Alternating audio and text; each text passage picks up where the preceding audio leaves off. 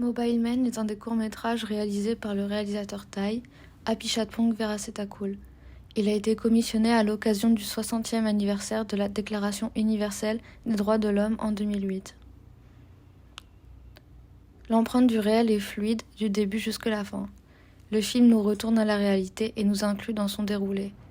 L'image se balade par les mains du cinéaste pour nous laisser divaguer comme il le souhaite. Rien n'est écrit, la mise en scène vit par des observations.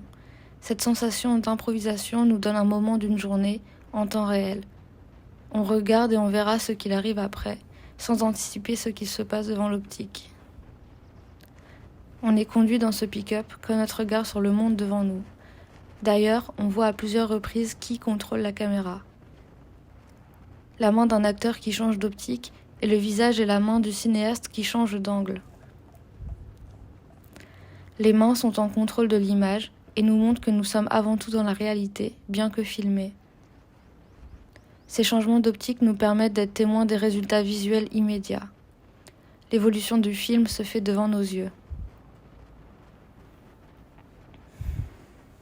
Autre outil qui nous coupe de l'illusion d'un autre monde est le micro accroché à un corps, censé être caché pour ne pas savoir qu'on améliore la qualité du son.